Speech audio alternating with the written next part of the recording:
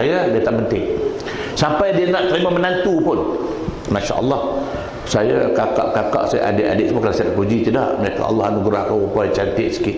Orang kampung bila cantik sikit rupa, faham lah.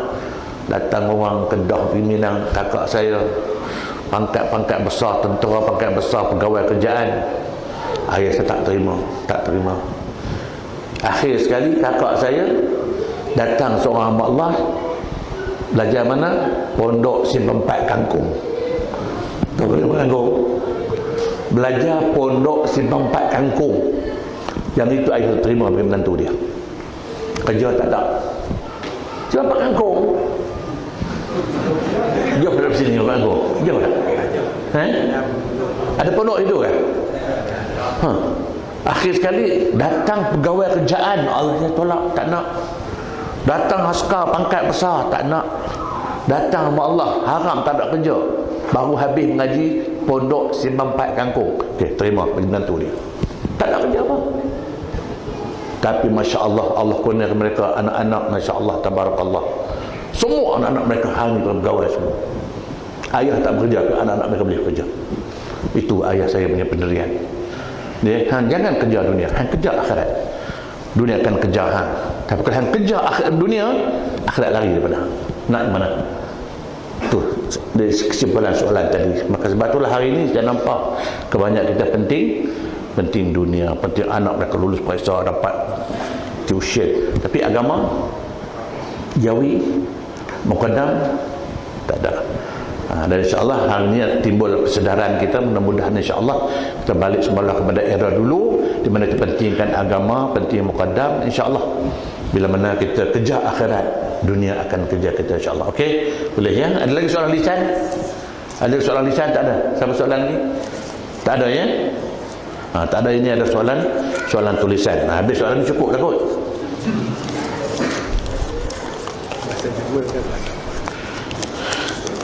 Bagaimana solat orang yang tidak mampu membengkok lututnya? Oh, tak mampu lainlah. Allah pun sebut dalam firman, a'udzubillahi minasyaitonir rajim, la yukallifullahu nafsan illa wus'aha, laha ma kasabat wa 'alaiha maktasabat.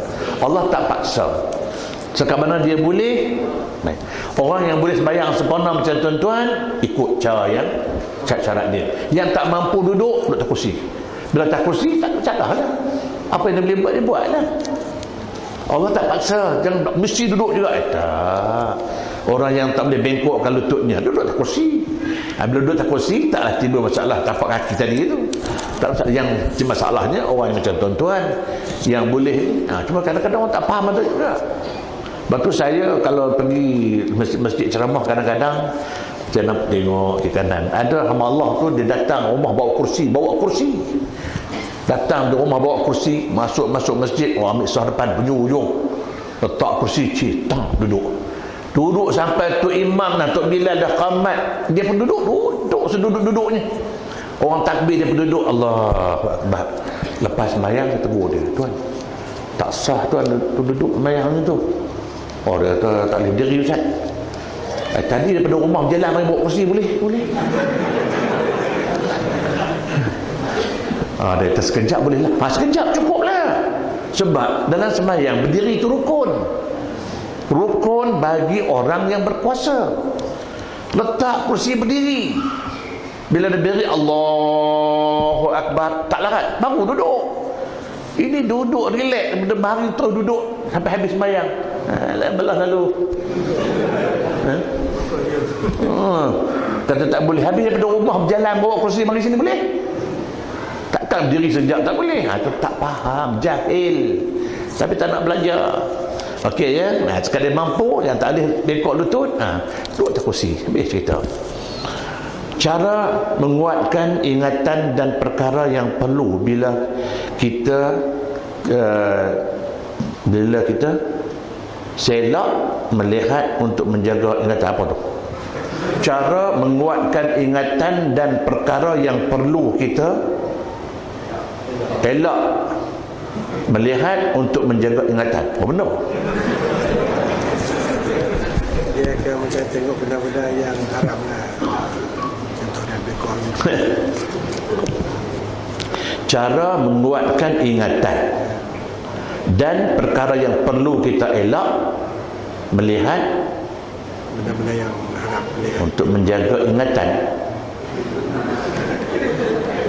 Ini kalau jawapan SPM memang tak payah dah. saya macam Sebab tu kadang-kadang kita tulis pun biarlah orang faham. Dia kalau orang nak periksa kertas soalan, kalau dia baca sekali dia tak faham, dia tolak ya, dia pangkah ya. Kalau jawapan kita betul. Ya. Soalan berikutnya, berikan motivasi untuk menghafaz Al-Quran. Alamak. Ini kena buka satu kelas lain pula. Ya. Tak tahu yang bertanya ni orang tua, orang muda, wallahu alam. Saya pun tak tahu. Berikan motivasi untuk menghafaz Al-Quran. Ni siapa yang bagi ni, budak-budak kau tua-tua ni? Orang tua-tua nak hafaz Al-Quran? Umur dah 70, otak dah berkarat dah. Mana nak hafal Yasin pun tak boleh hafal dah. Kalau budak-budak tu boleh lah, insya-Allah dia nak bagi buat motivasi cara nak menghafal Al-Quran. Dia sebenarnya dalam konteks ini bagi saya lah, kalau yang tanya ni masih kanak-kanak, masih budak-budak, masih remaja, masih ada peluang. Cuma kita tengok karakter orang itu, kan semua orang boleh. Dia kadang ada orang yang mampu, ada orang yang tak mampu. Nak hafal Quran tu nak letak 30 juzuk dalam kepala bukan senang. Dia memerlukan satu kotak pemikiran yang fresh. Yang fresh. Macam otak tuan-tuan duduk ingat nombor ekor, duduk ingat politik, duduk ingat masalah rumah tangga, duduk ingat cucu. Payah. Tapi kalau fresh masih khusus. Sebab itulah kenapa nak hafal Quran dia nak budak-budak. Budak-budak ni dia tak banyak masalah dalam kepala dia. Macam kita tua-tua ni banyak masalah tak? Allah, tak ada masalah, bohong lah. Kadang-kadang masalah fikir hal politik, fikir hal saham, fikir hal bisnes. Itu nak hafal Quran memang payah sikit lah. Cuma walau bagaimanapun kalau keinginan tu ada, insya-Allah boleh. Kalau kita punya syarat persediaan dia, ada kebolehan dikatakan malakah, sifat semula jadi yang Allah anugerah dia mudah terima. Itu boleh insya-Allah. Ya. Cuma azam. Dan kalau saya bagi motivasi pun makan masa sikit. Bukan sekarang masa dia, lain kali insya-Allah kalau diizinkan. Baik, akhir sekali boleh tak Ustaz terangkan orang perempuan yang sembahyang duduk atas kursi? Dia sama lah lelaki perempuan, dia sama je. Kalau kita tak boleh duduk macam biasa, tak boleh lipat lutut, maka kita guna kursi. Maka duduk atas kursi, yang pentingnya masa takbiratul ihram kena berdiri. Sebab berdiri itu rukun. Berdiri rukun bagi yang berpuasa. Boleh berdiri tak? Oh, dia berdiri sekejap boleh Ustaz. Okey, cukuplah. Yang penting dia berdiri, dia niat, dia takbir Allahu Akbar. Dia tahan. Kalau tak boleh, dah nak pitam ke apa ke, duduk. Bila dia duduk macam biasa lah. Cuma ulama-ulama kata sujudnya lebih rendah daripada rukuknya. Itu dia saja. Kalau dia duduk atas kursi, dia rukuk macam ni, sami Allahu liman hamidah, sujudnya bukan kata sujudnya lebih rendah daripada rukuknya. Habislah. Itu dia saja. Macam biasa tahiyat apa macam biasa lah. Itu satu kemudahan bagi orang yang tak mampu. Okey, dia tak nak duduk kursi, dia duduk sila. Okey, duduk sila. Nak melunjuk. Nak timpuh. Sekadar apa yang dia mampu. Melainkan kalau dia di awal dia boleh berdiri, berdiri. Kalau langsung tak boleh berdiri, itu soalan lah. Okey, habis. Itulah soalan yang dapat jawab ini hari. Cuma yang ini saya ingat tak tahu motivasi untuk menghafal Quran ni tuan-tuan.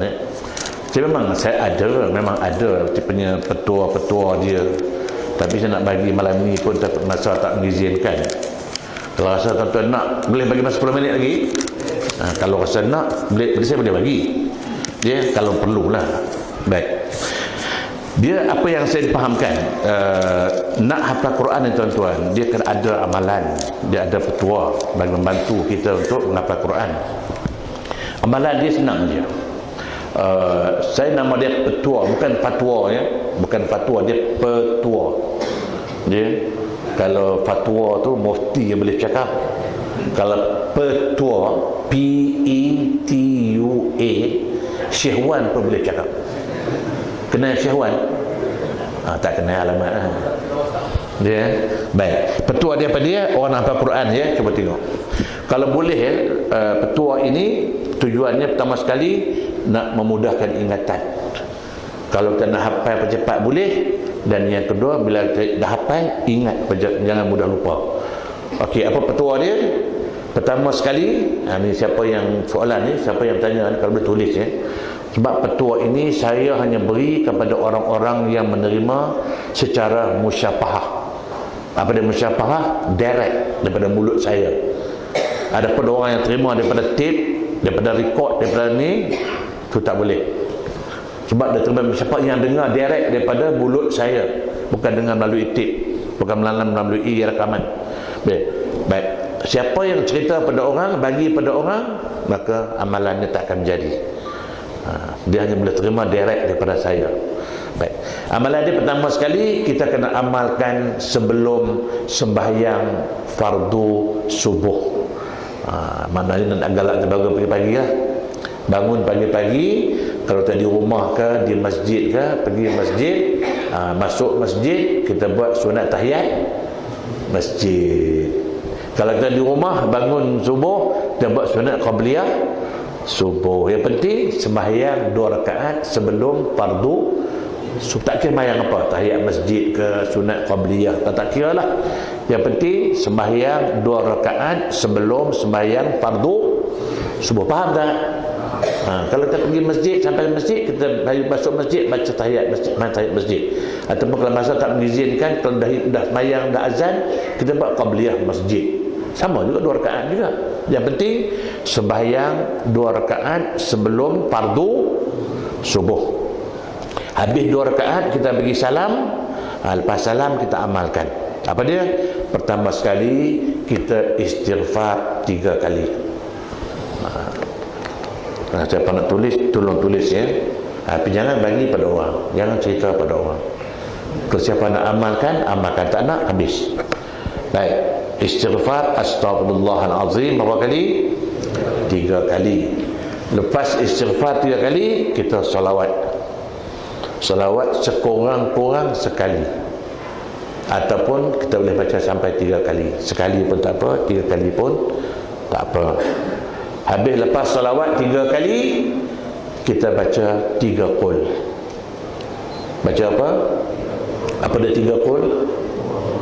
Qul wallahu ahad sampai habis, qul a'udzu birabbil falaq sampai habis, qul a'udzu birabbin nas sampai habis. Habis 3 qul, kita baca alam nashrah. Baca surah alam nashrah. Apa dia alam nashrah? Sampai habis alam nashrah laka sadrak wa wada'na anka wizrak allazi anqadha dhahrak wa rafa'na laka dhikrak. Habis saja alam nashrah, maka kita bacalah surah Al-A'la. Sabbihisma rabbikal a'la. Ya. Dan cara baca dia jangan sambung. Cara baca jangan sambung. Kita baca bismillahirrahmanirrahim. Sabbihisma rabbikal a'la alladzi khalaqa fasawwa walladzi qaddara fahada walladzi akhrajal mar'a. Bila sampai faja'alahu tu, letak tapak tangan atas jantung. Faja'alahu ghusa'an ahwa sanuqri'uka fala tansa. Buka, tiup, tutup, ulang 3 kali. Sanuqri'uka fala tansa, sanuqri'uka fala tansa. Tutup, pekapkan jantung kita, habis. Lepas tu tutup doa, wa sallallahu ala sayyidina Muhammad wa ala alihi wa sahbihi ajma'in walhamdulillahi rabbil alamin. Itulah fatwa dia. Fatwa untuk memudahkan hafal Quran. Dan juga bagi student pelajar yang sedang belajar pun, untuk memudahkan kita mengulang kaji, boleh amalkan ini juga. Jadi kalau tuan-tuan pun nak, kalau ulang kaji kan, nak hafal ayat surah apa kan, boleh amalkan.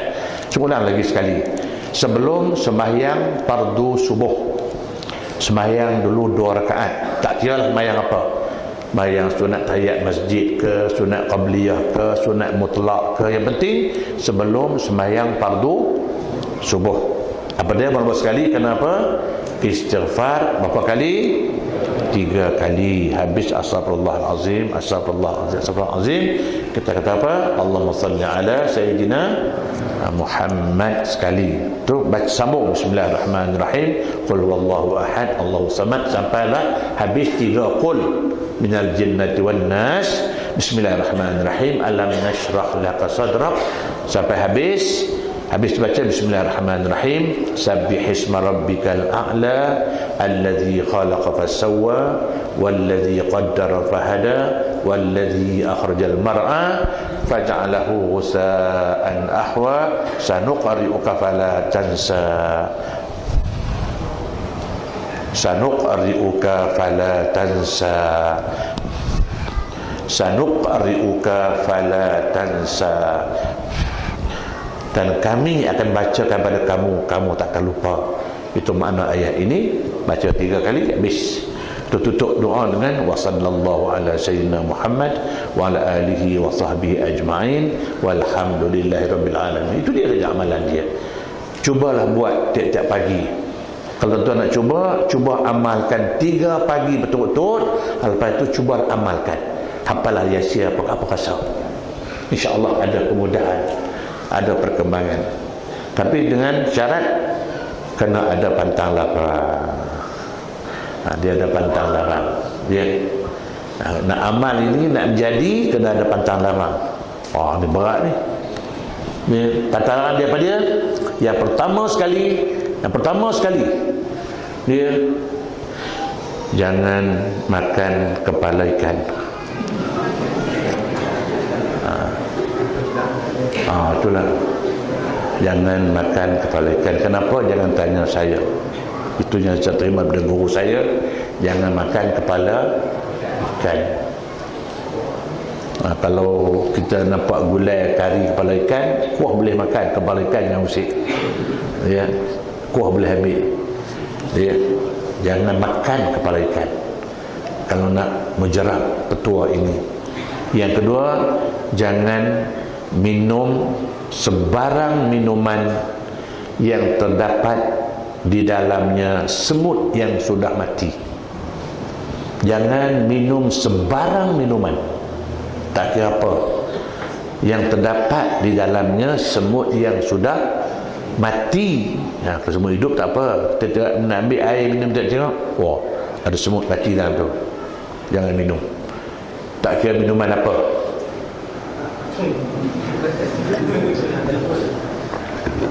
Dua. Yang ketiga, jangan makan daun ketumbar. Tahu daun ketumbar? Orang Arab panggil daun khuzbarah. Itu yang dia masuk dalam nasi biryani tu. Kalau kita makan nasi biryani, jumpa daun jangan makan, nasi dah bedal. Dia macam kepala ikan tadilah, melainkan kepala ikan yang tak dapat kita buang, macam sambal ikan bilis. Itu tak apalah, dia yang kecil-kecil tu. Dia kepala ikan jangan makan, dan jangan minum air, jangan minum sebarang minuman yang terdapat di dalamnya semut yang sudah mati. Semut ni yang mati. Yang tiga, jangan makan daun ketumbar, sama ada mentah ataupun yang dah dimasak. Tak tahu, balik tanya mak, balik tanya isteri, dia ketumbar apa dia. Pergi pasar tanya pasar mana dia ketumbar. Caudan ketumbar. Kenal tak? Tak kenal.